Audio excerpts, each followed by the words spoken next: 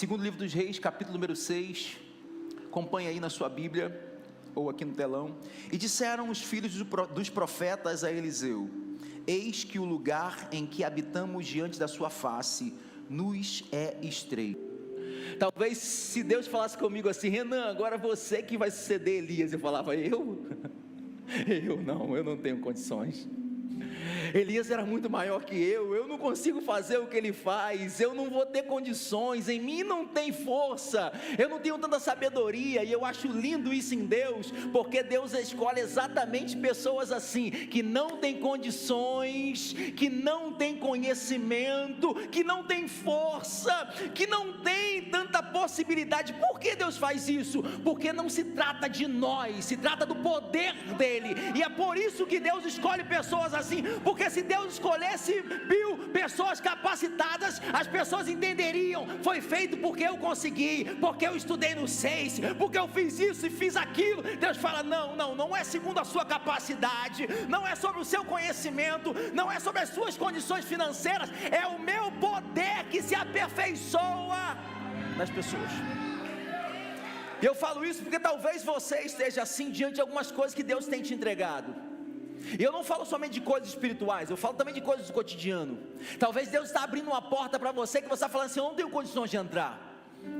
E Deus está falando assim: você de fato não tem condições de entrar, sou eu que estou abrindo a porta, e sou eu que vou te capacitar. Eu não sei se você veio aqui, eu quero profetizar sobre a tua vida, e você estende as mãos para receber assim, se você de fato quer receber, eu profetizo que Deus vai te capacitar em portas que serão abertas. Eu profetizo que Deus abrirá não somente portas, mas te capacitará para você entrar por elas e fazer com que o nome dele seja glorificado.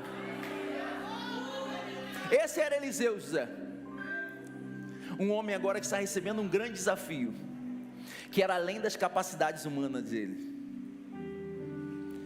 É um homem que está recebendo uma missão de dar sequência a um chamado profético.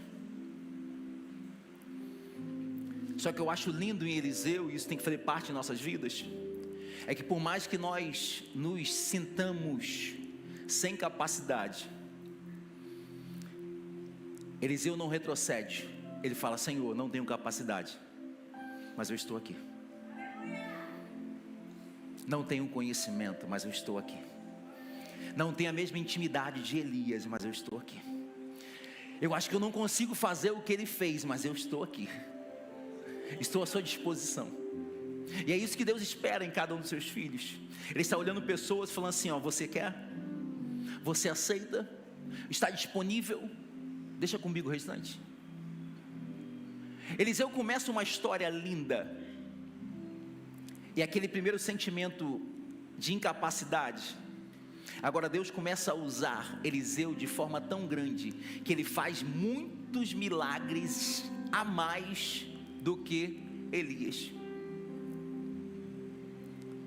E aí no capítulo 6 nós lemos, o texto vai dizer que a fama, entre aspas, de Eliseu está tão grande, que muitos alunos estão chegando para estudar com ele. Talvez se assemelhe muito com essa história de vocês.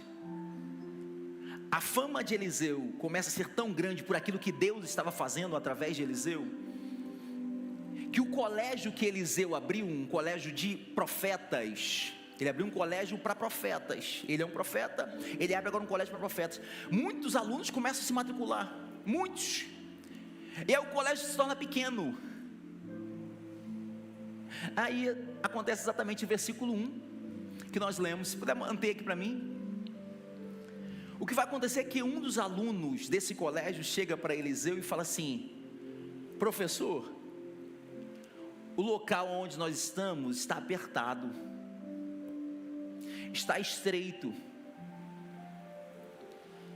O lugar onde nós habitamos diante de ti está pequeno, está apertado. Versículo 2, ele vai pedir: vamos até o Jordão e tomemos de lá cada um de nós uma viga, e façamos ali um local para nós habitarmos.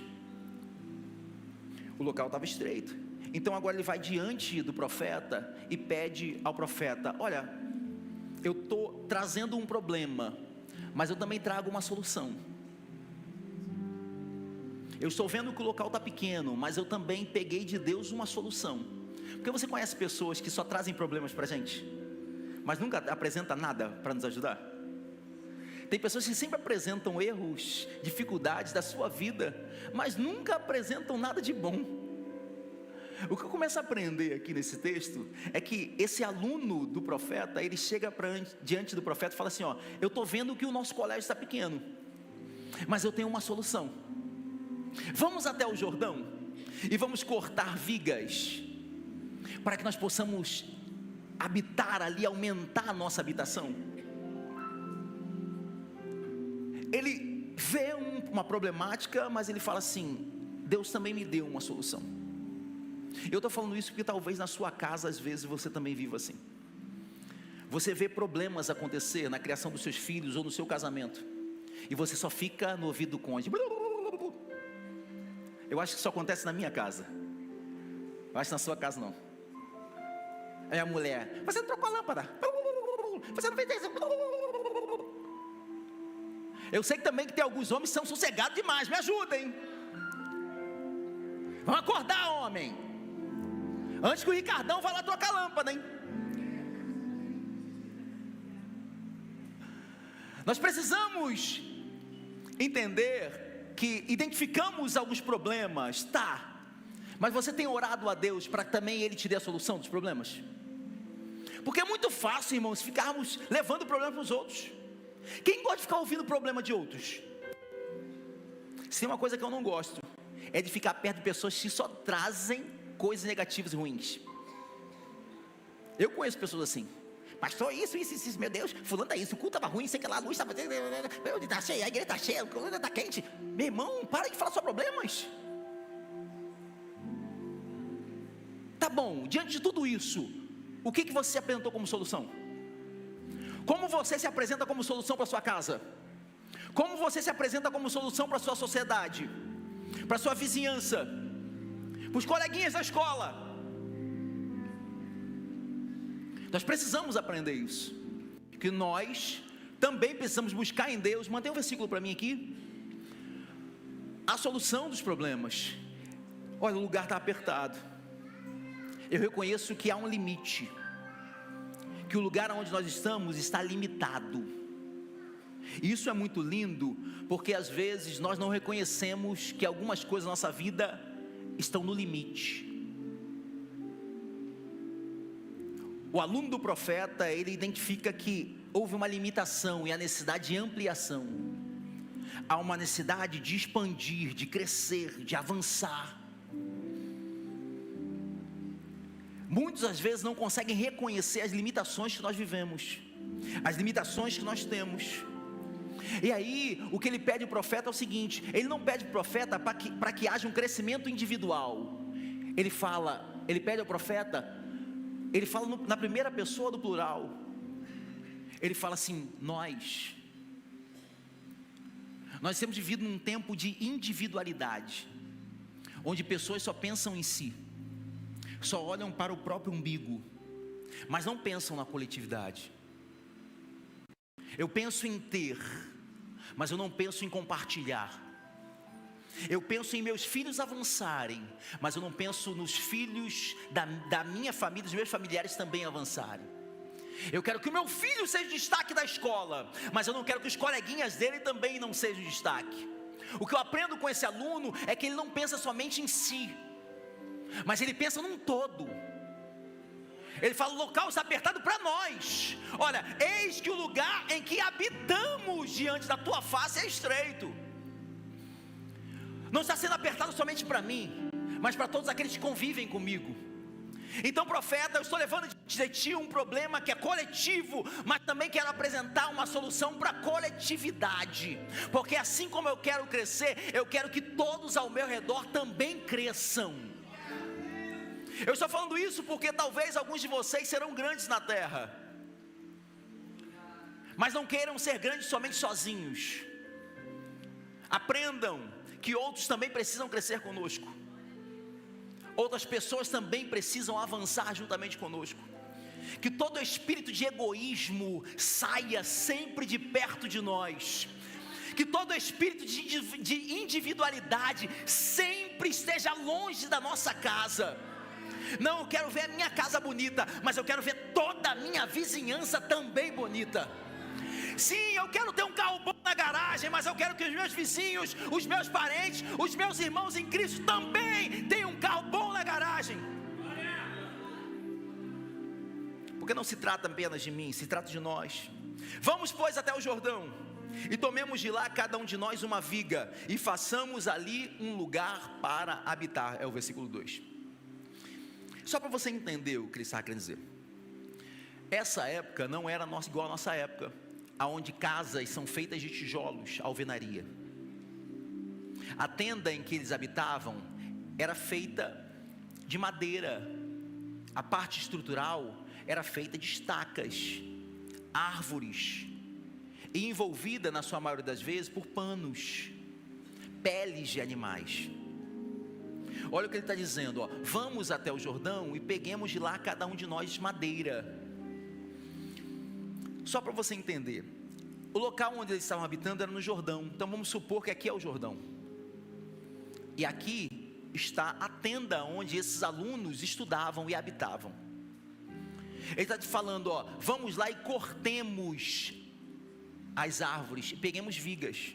O que ele estava querendo dizer é que em volta dessa tenda já existente tinham árvores, e não haveria possibilidade de avançar sem antes cortar essas árvores.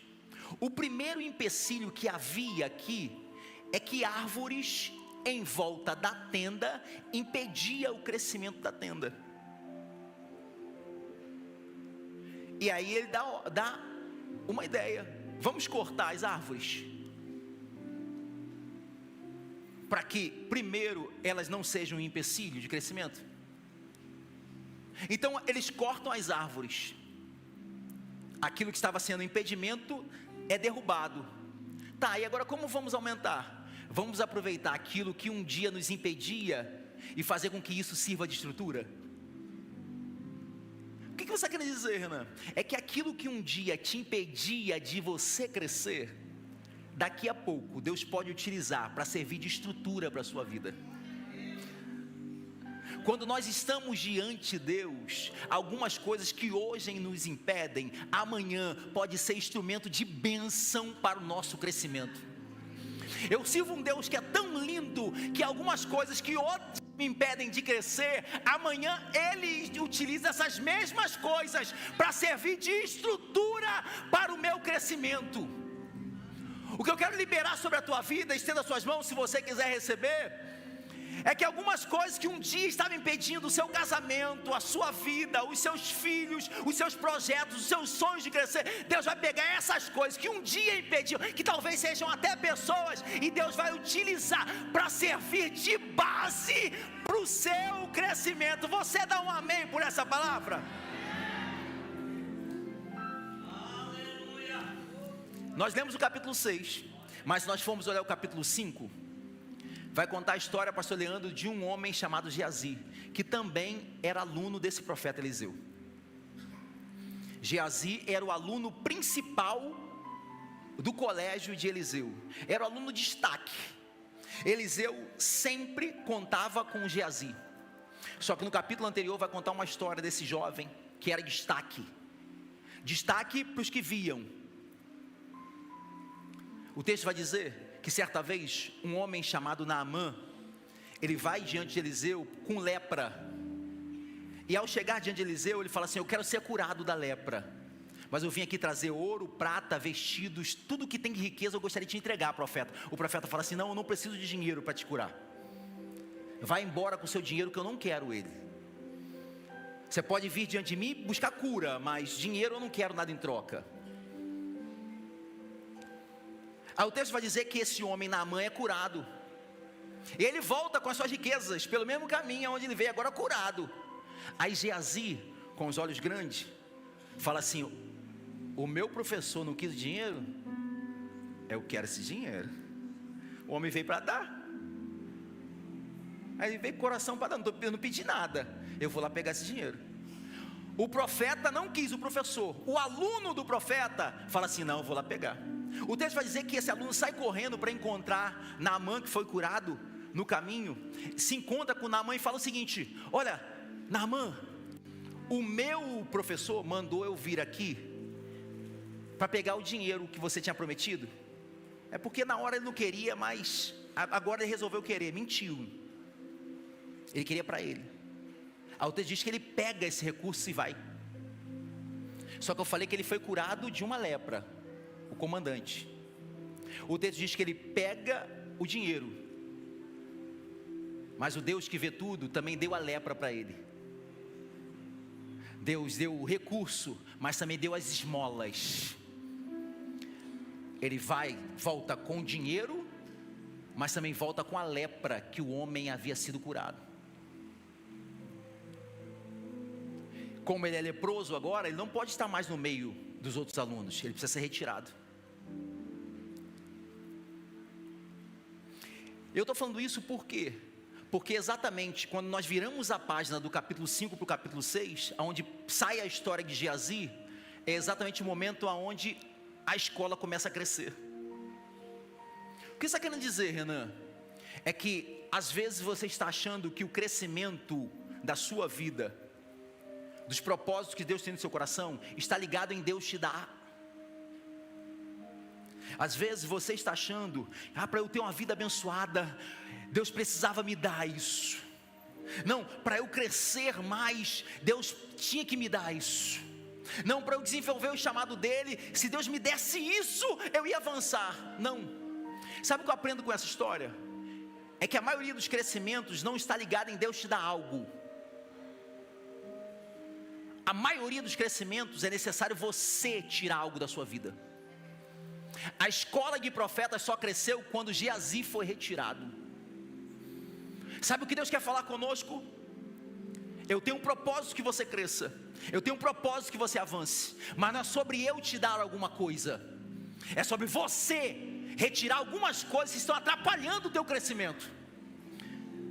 E talvez você está reclamando que algumas pessoas te abandonaram, pessoas que eram seus amigos saíram, sumiram, portas foram fechadas. E talvez você está reclamando, dizendo: não, isso é um empecilho para o meu avanço. Não. Entenda que às vezes para você avançar é necessário que Deus tire algumas coisas. É necessário que Deus tire algumas pessoas do seu meio que pareciam te ajudar, mas no fundo só atrapalham a sua história, só atrapalham a sua vida. A grande pergunta de Deus para nós é: o que hoje precisa ser retirado de você? O que você precisa retirar do seu meio para que de fato Deus traga crescimento para você? O que Deus precisa limpar? Quais portas Deus precisa fechar para que outras sejam abertas? É exatamente no cenário que Geazi sai da história que eles falam: o lugar está apertado, nós estamos crescendo. Pastor Tiago, pastora Tati, não é assim? Às vezes algumas pessoas que estão no nosso meio, que ao invés de nos ajudar, só nos atrapalham. E Deus está falando assim: ó, tira, para de andar, fecha as portas, para de colocar na sua casa pessoas que são invejosas, e você sabe que é invejosa. Para de liberar acessos da sua intimidade para pessoas que não estão contribuindo com a sua vida, pelo contrário, elas só te trazem para baixo. Para de andar com pessoas que vivem fazendo fofoca de outros, que ao invés de te edificar, sempre estão te levando para o caminho do buraco. Ei, tire Geazi da sua vida, para que haja crescimento nela.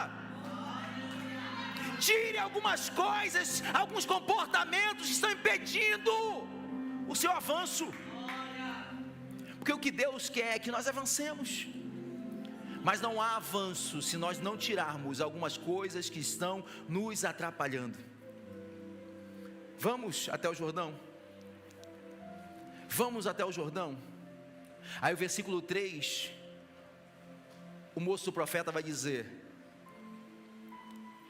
tá bom, eu tenho a ideia, mas o Senhor vai conosco? Serve-te de ir conosco? Sabe por que o aluno está pedindo o mestre para ir com eles? Porque no Antigo Testamento, existiam algumas diferenças de ordem religiosa. O sacerdote era aquele que representava a voz do povo diante de Deus, irmã Helenita. O sacerdote era aquele que intermediava a voz do povo a Deus. Ele pegava as petições das pessoas, as orações, e ele conduzia essas orações a Deus. Já o profeta, que é Eliseu, era o inverso. Era ele que trazia a resposta à voz de Deus para o povo.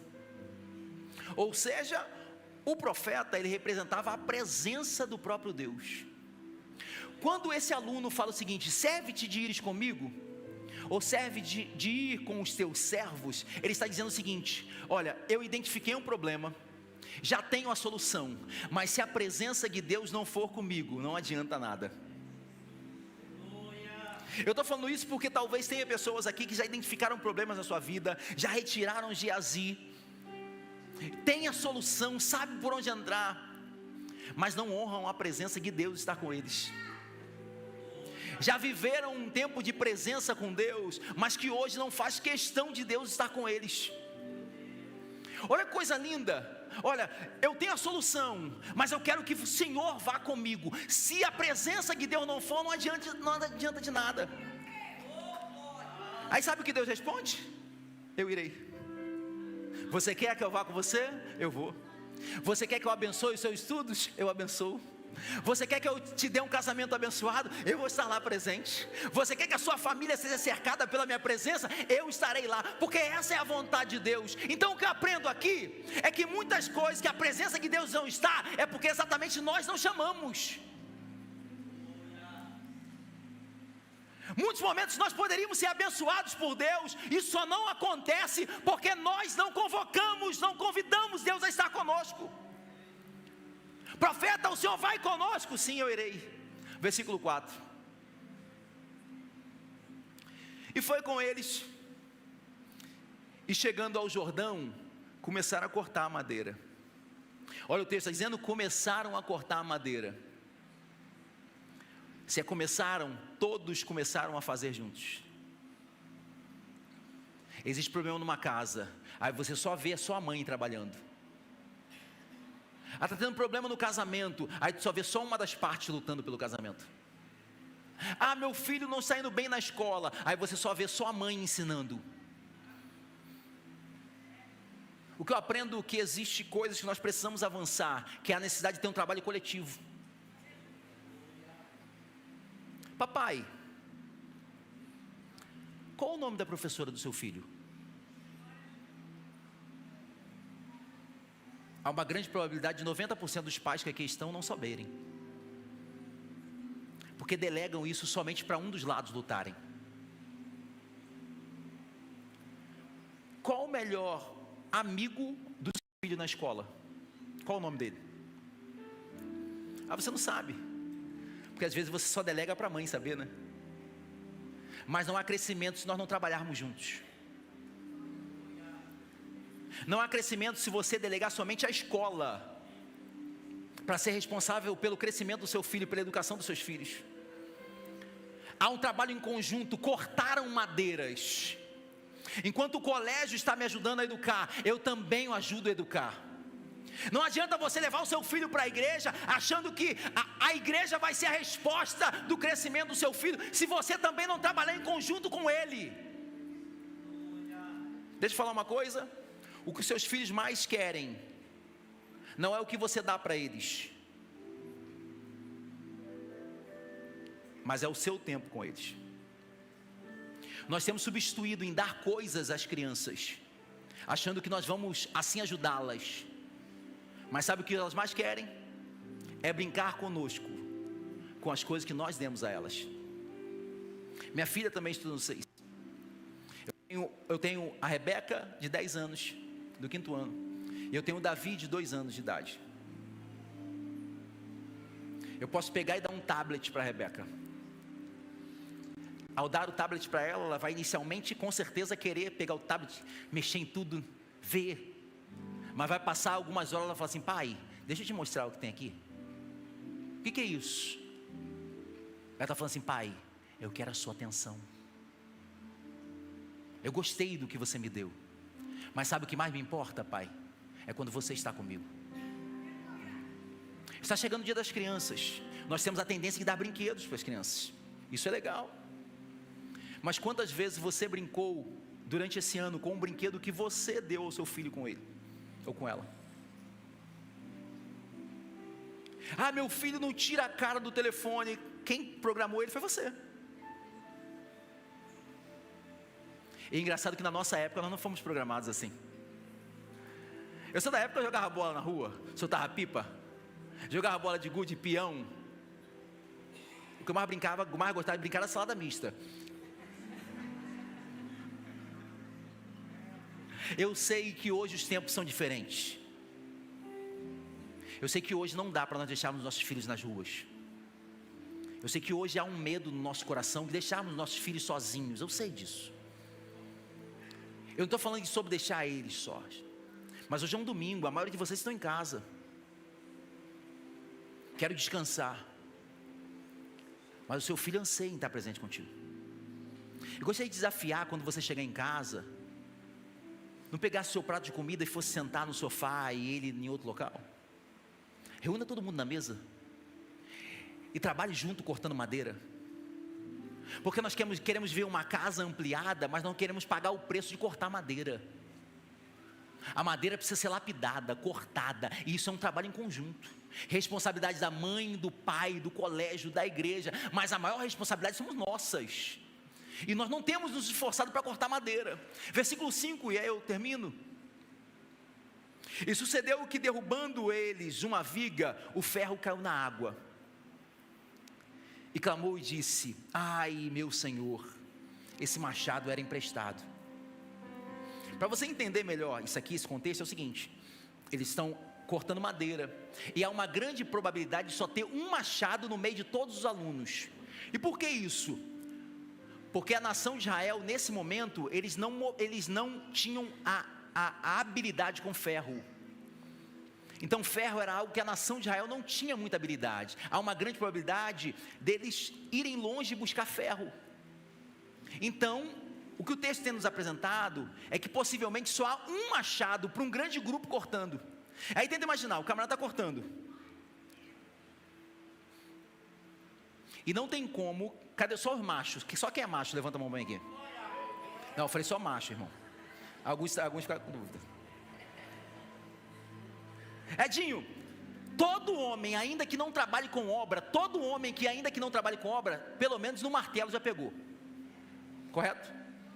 Todo homem, ainda que não trabalhe com obra, numa enxada já pegou. O Edinho é executivo, né? Olha lá, cara de rico dele. Mas quando ele estava fazendo obra aqui, eu fui na obra. E quando eu cheguei lá, os dois estavam com a mão no arado. O Edinho estava com o martelo. Eu sei que não estava fazendo nada. Ele estava inchado na mão. Então, por mais que tenham pessoas que não têm habilidade com obra igual a mim, todos nós que não temos habilidade com obra, ainda que pegamos uma enxada que o cabo está frouxo, nós sabemos, não é? Ainda que você não tenha habilidade com obra, quando você pega um martelo que o cabo está frouxo, você sabe. Sim ou não, homens? E talvez eu pergunte até algumas mulheres aqui, que as mulheres também são brabas. Que as mulheres hoje são melhor que os homens. Por isso que eu falei, quem é macho? Tem algumas mulheres. Então quem pega numa ferramenta que o cabo está frouxo, você sabe. O que está acontecendo aqui é que um dos alunos agora está com um machado na mão, que o cabo está frouxo. A pergunta é: será que ele não sentiu que o cabo estava frouxo? Mas o que nos faz estarmos diante de um propósito, ainda que seja para Deus, mas com a ferramenta desajustada? O que te leva a você seguir a vida sabendo que a ferramenta que não é sua, foi Ele que te emprestou, mas mesmo você trabalhando para Ele, eles estavam construindo a casa para eles, era para Deus, mas trabalhando com um cabo desajustado? O que te faz você correr riscos na vida, sabendo que a ferramenta pode escapulir a qualquer momento, mas você continua, não para nenhum momento para ajustar as coisas que precisam ser ajustadas? O que te leva a continuar um casamento, você sabendo que o ferro pode sair a qualquer momento, mas você não para nenhum tempo para ajustar? O que te leva, você mesmo sabendo que os seus filhos estão andando por um caminho errado, mas ainda assim você sabendo o risco, você não para ajustar? Você quer correr o risco dessa ferramenta cair em um local onde você não consegue mais pegar? O texto está dizendo que ao bater, acontece o que seria óbvio: o ferro do machado cai na água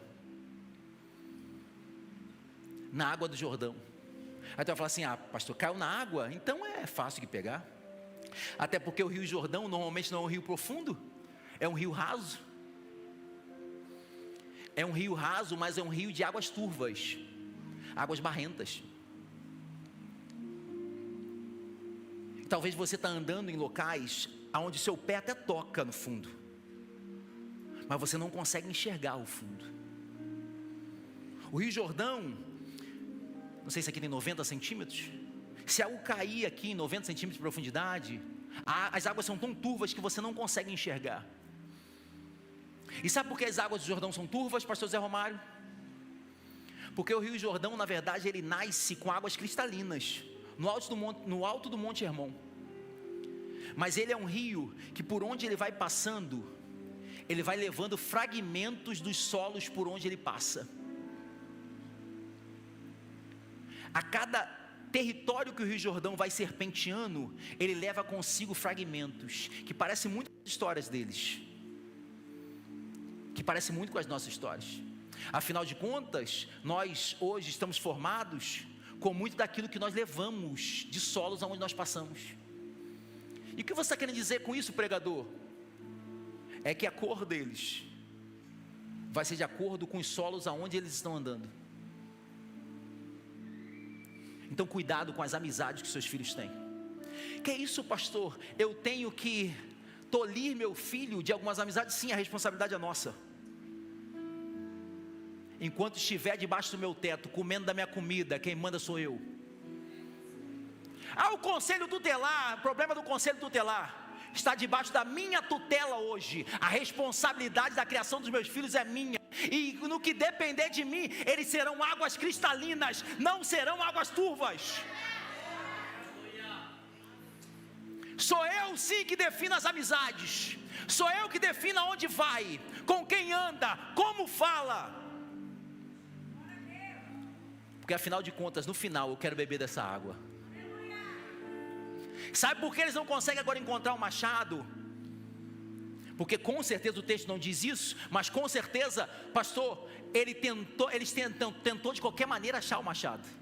Porque se fosse eu faria isso. A água é rasa, meu irmão, onde caiu? Vamos embora, entra, vamos tentar pegar. Mas não consegue enxergar, a água é turva. Sabe o que acontece? Depois que esgotou todas as tentativas, tempo, maneiras de conseguir, eles lembraram: a presença de Deus está conosco. Então, ao invés de tentar da nossa maneira, vamos até aquele que representa a Deus e vamos perguntar se ele consegue nos ajudar. É exatamente o que o texto está dizendo. Isso sucedeu que um deles, derrubando deles uma viga, o ferro caiu na água.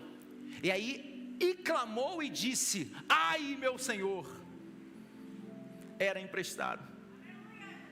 Ai, meu Senhor, nós só tínhamos um machado, e o único machado que nós tínhamos caiu na água. Versículo 6, o profeta vai dizer: caiu aonde? Fica de pé comigo, por favor, para encerrarmos. Onde caiu?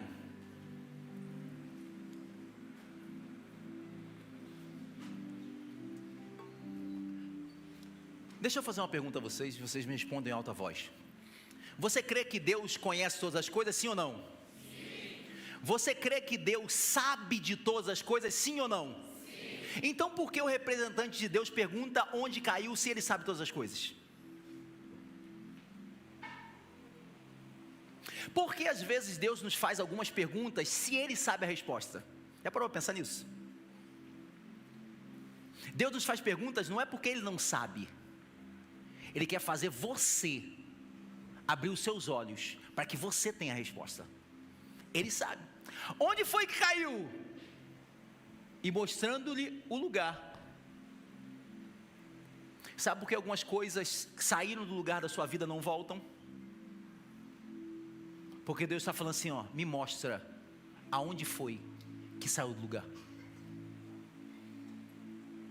Eu tenho certeza que muitos dos que estão aqui tem alguma coisa que saiu do lugar na sua vida. Talvez seja a sua vida espiritual, talvez seja o seu relacionamento, talvez seja na criação dos filhos, talvez seja em sonhos, nos seus negócios. E hoje o que Deus está perguntando a cada um de nós é: aonde foi que caiu? Onde foi que as coisas desencaixaram? Eu não falei para vocês qual o significado do nome de Eliseu. O nome Eliseu significa Deus é a minha salvação. O que está acontecendo aqui é que o machado caiu, eles tentaram de todas as maneiras recuperar o que havia caído, o que havia se perdido, mas eles lembraram: não conseguimos com a nossa força, mas Deus é a minha salvação. Sabe o que Deus te trouxe aqui nessa manhã? Não foi para ver um parente ou um filho tocar. O que Deus te trouxe aqui nessa manhã é para que você abrisse os seus olhos e entendesse que para tudo aquilo que um dia saiu do lugar, Deus é a sua salvação. Não existe salvação na força do seu braço. Não vai haver salvação no seu conhecimento. Não vai haver salvação nas suas estratégias. Somente Deus é a sua salvação. Somente Ele consegue colocar tudo aquilo que um dia se desencaixou no lugar.